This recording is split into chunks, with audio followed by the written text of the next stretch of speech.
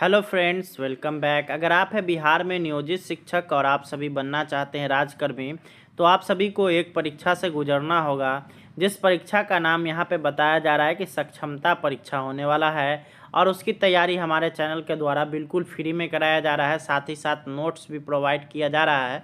तो उसके लिए आप लोग को हमारे व्हाट्सएप ग्रुप से जुड़ना होगा, जिसका लिंक आपको डिस्क्रिप्शन बॉक्स में मिल जाएगा।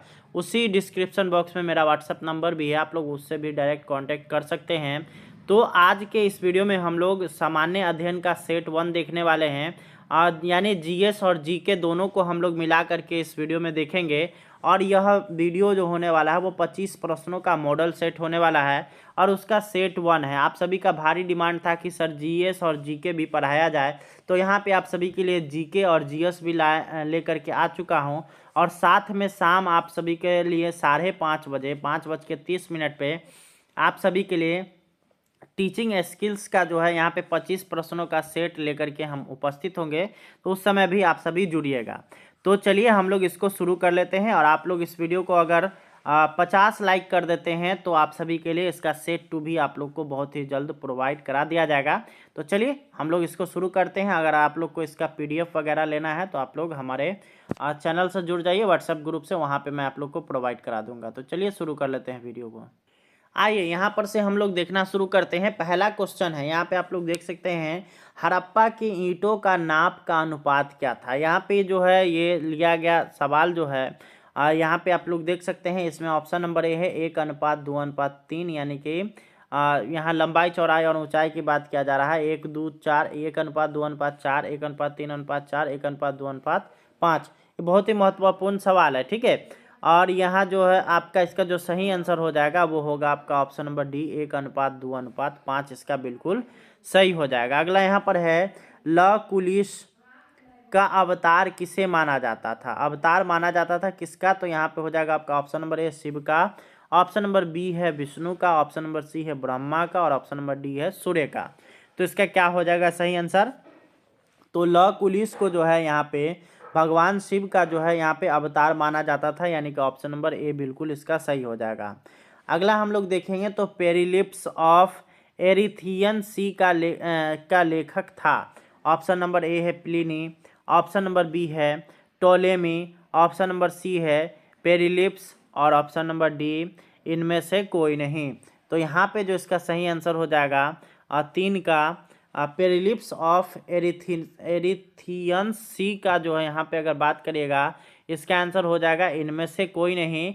इसके जो लेखक थे विलियम एच सॉफ।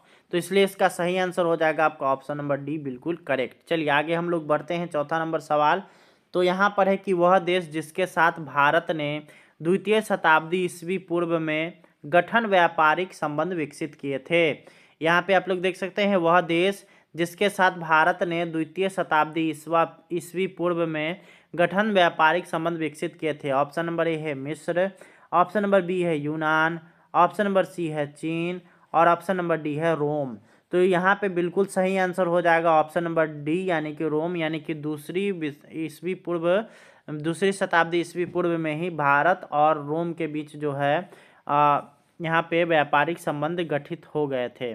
चलिए आते हैं 5वां नंबर सवाल की ओर। तो यहाँ पर है, निम्न में से कौन सी जोड़ी सही नहीं है। ऑप्शन नंबर ए है पतंजलि महाशय, हाल, गाथा सप्तशी, भद्रबाहु बृहत कथा, और ऑप्शन नंबर डी है अश्वघोष बहुचरित। तो इसका क्या हो जाएगा, 5वां का सही आंसर हो जाएगा आपका ऑप्शन नंबर सी, भद्रबाहु और बृहत कथा जो है ये आपका सही मिलान नहीं है। आइए अब हम लोग अगला 6ठा नंबर सवाल देखते हैं कि निम्नलिखित में से किसने कहा था कि भारत में दास प्रथा नहीं है। ऑप्शन नंबर ए है एस्ट्रेबो, ऑप्शन नंबर बी है मेगास्थनीज, ऑप्शन नंबर सी है फाहियान, ऑप्शन नंबर डी है वेनसोंग। तो इसका क्या हो जाएगा 6ठा का, वो आप लोग का सही आंसर हो जाएगा मेगास्थनीज ने कहा था कि भारत में दास प्रथा नहीं है।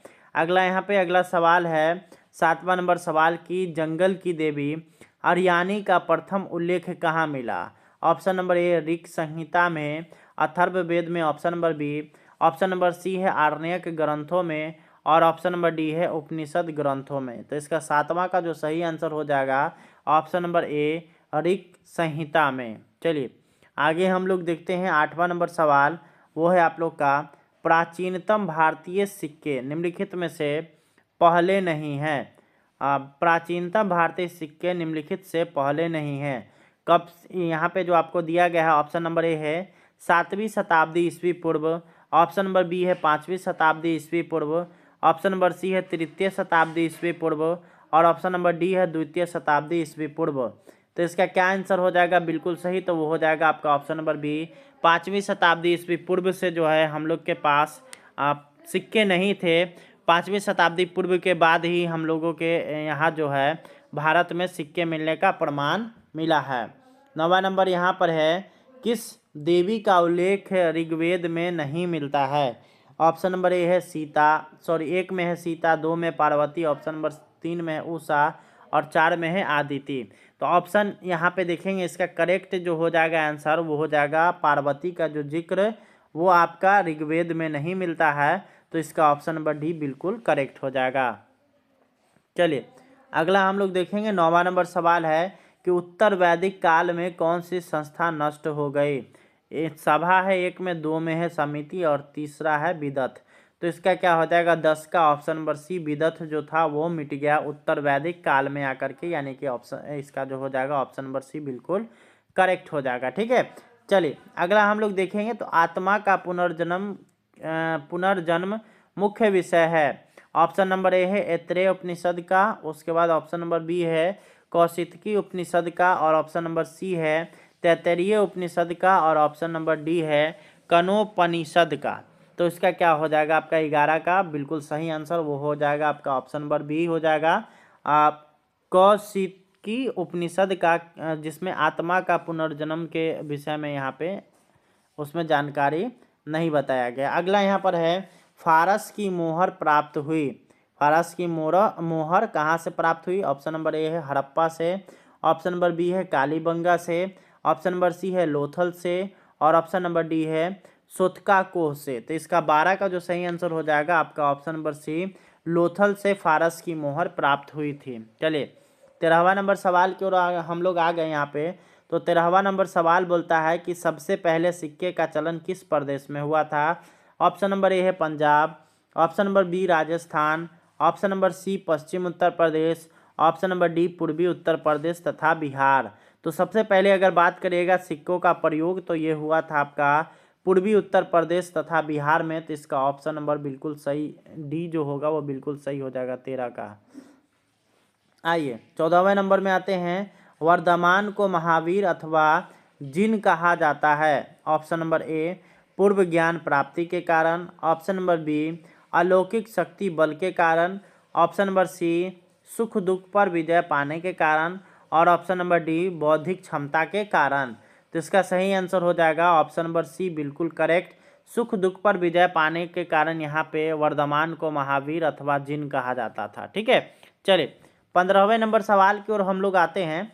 15वां नंबर सवाल आप लोग का है यहाँ पर है आप लोग का कि बुद्ध को अष्टांगिक मार्ग में कौन सा सिद्धांत नहीं था? बुद्ध के अष्टांगिक मार्ग में कौन सा सिद्धांत नहीं था? ऑप्शन नंबर ए है सम्यक दृष्टि, दूसरा है आपका सम्यक वाक, ऑप्शन सी है सम्यक चरित्र और ऑप्शन नंबर डी है सम्यक स्मृति। तो 15 का जो सही आंसर हो जाएगा सम्यक चरित्र जो है उनके बुद्ध के अष्टांगिक मार्ग में सिद्धांत नहीं था। अगला है बुद्ध के उपदेशों का संकलन कहाँ है? ऑप्शन नंबर ए है बुद्ध चरित्र में, ऑप्शन नंबर बी है सुत्त पिटक में, ऑप्शन नंबर सी है अभिधम पिटक में और ऑप्शन नंबर डी है विनय पिटक में। तो इसका सही आंसर हो जाएगा आप लोग का 16 का वो आपका सही आंसर हो जाएगा option number D Vinaya Pitaka में। 1 मिनट में इसको कंफर्म कर लेता हूँ। इसका सही आंसर ऑप्शन नंबर डी नहीं होगा बल्कि ऑप्शन नंबर बी यानी सुत्त पिटक में होगा। सॉरी इसके लिए पहले मैंने डी बता दिया था। अगला यहाँ पर है वज्जी संघ के कितने जन सम्मिलित थे? वज्जी संघ में कितने जन सम्मिलित थे? ऑप्शन नंबर ए है 6, ऑप्शन नंबर बी है 8, ऑप्शन नंबर सी है 9 और ऑप्शन नंबर डी है 10। इसका बिल्कुल सही आंसर होगा ऑप्शन नंबर बी 8, यानी कि वज्जी संधि में 8 यहाँ पे जन सम्मिलित थे। आइए 18वें नंबर सवाल की ओर हम लोग चलते हैं। गंगा और सोन के संगम पर पटना में किला बनाया गया है। किला बनवाया किसने बनवाया था? ऑप्शन नंबर ए है बिंबिसार ने, ऑप्शन नंबर बी है अजात शत्रु ने, ऑप्शन नंबर सी है उदयन ने, और ऑप्शन नंबर डी है शिशुनाग ने। तो इसका 18वां का जो बिल्कुल सही आंसर हो जाएगा आपका ऑप्शन नंबर सी हो जाएगा। उदयन ने यहाँ पे गंगा और सोन के संगम पर पटना में किला बनवाया था। अगला हम लोग देखेंगे 19वां नंबर। तो महाबलीपुरम निम्नलिखित में से किसके शासनकाल में प्रसिद्ध था? Option number a Pallava, option number b Chola, option number c Chandel, और ऑप्शन नंबर डी सातवाहन। तो इसका क्या हो जाएगा आंसर? महाबलीपुरम में किसका शासनकाल में प्रसिद्ध था? तो इसको मैं कंफर्म करता हूँ, फिर आपको बताता हूँ। इसका सही आंसर हो जाएगा आप लोग का ऑप्शन नंबर ए पल्लव शासनकाल में यह काफ़ी अधिक प्रसिद्ध था। अगला यहाँ पर 20वां नंबर है कि महावीर स्वामी ने जैन धर्म के सिद्धांतों में कौन सा सिद्धांत जोड़ा था? ऑप्शन नंबर ए है अहिंसा, ऑप्शन नंबर बी है अस्तेय, ऑप्शन नंबर सी है ब्रह्मचर्य, और ऑप्शन नंबर डी है अपरिग्रह। तो इसका क्या हो जाएगा सही आंसर? तो ऑप्शन नंबर सी बिल्कुल करेक्ट हो जाएगा। महावीर स्वामी ने जैन धर्म के सिद्धांत में ब्रह्मचर्य को जो है यहाँ पे जोड़ा था। आइए 21वां नंबर हम लोग देखते हैं। तो तंजौर का राजराजेश्वर मंदिर किस वंश के राजा ने बनवाया था? ऑप्शन नंबर ए हो गया चंदेल, ऑप्शन नंबर बी हो गया चोल, ऑप्शन नंबर सी हो गया पल्लव, और ऑप्शन नंबर डी हो गया सातवाहन। तो इसका क्या आंसर हो जाएगा बिल्कुल करेक्ट? तो वो हो जाएगा आपका ऑप्शन नंबर बी, यानी कि चोल वंश के राजा के द्वारा तंजौर का राजराजेश्वर मंदिर बनवाया गया था। अगला यहाँ पर हम लोग देखेंगे 22वां नंबर सवाल। सिंधु घाटी सभ्यता का बंदरगाह नगर कौन सा था? ऑप्शन नंबर ए है Mohenjodaro, option number b Harappa, option number c Kalibangan, और ऑप्शन नंबर डी लोथल। तो सिंधु घाटी सभ्यता के बंदरगाह का नगर था वो था आपका ऑप्शन नंबर डी, यानी कि लोथल। लोथल में जो है बंदरगाह थे जहाँ पर लोग व्यापार के लिए आते थे। आइए 23वां नंबर हम लोग देखेंगे। तो चौथे बौद्ध महासभा यानी कि संगीति किसके संरक्षकत्व में संपन्न हुई थी? Option number a Harsha, option number b Ashoka, option number c Kanishka, और ऑप्शन नंबर डी अजातशत्रु। तो 23वां का आपका ऑप्शन नंबर सी हो जाएगा। कनिष्क के जो है संरक्षक तत्व में संपन्न हुआ था। ठीक है। 24वां नंबर हम लोग देखेंगे सवाल। तो यहाँ पर है एलोरा के प्रसिद्ध कैलाश मंदिर का निर्माण किस राष्ट्रकूट शासक के द्वारा कराया गया था? ऑप्शन नंबर ए है ध्रुव, ऑप्शन नंबर बी है Govind III, option number c है दंती दुर्ग, और ऑप्शन नंबर डी है कृष्णवन। तो इसका जो सही आंसर हो जाएगा आपका ऑप्शन नंबर डी, यानी कि कृष्णवन जो थे उनके द्वारा एलोरा का प्रसिद्ध कैलाश मंदिर का निर्माण करवाया गया था। 25वां नंबर सवाल हम लोग देख रहे हैं वो है आप लोग का चंद्रगुप्त द्वितीय के शासनकाल में निम्नलिखित में से कौन भारत भ्रमण के लिए आया था? Option number A Fahien, option number B Vasumitra, option number C अश्वघोष, और ऑप्शन नंबर डी वेनसोंग। तो इसका क्या हो जाएगा सही आंसर? वो होगा आपका option number A Fahien. Chandragupta द्वितीय के शासनकाल में फाहियान भारत आया था। तो इस वीडियो में इतना ही। हम लोगों ने 25 जीके और जीएस के प्रश्न पत्र को देखा। आप लोग को वीडियो कैसा लगा कमेंट करके बताइए। आपको अगर इसका क्वेश्चन आंसर दोनों लेना है तो आप लोग हमारे व्हाट्सएप ग्रुप से जुड़ जाइए, लिंक आपको डिस्क्रिप्शन बॉक्स में मिल जाएगा, या फिर वहीं पे आप लोग को मेरा व्हाट्सएप नंबर मिलेगा जहां से आप लोग हमसे कांटेक्ट कर सकते हैं। धन्यवाद, थैंक्स फॉर वॉचिंग। इसी तरह से चैनल पे बने रहें।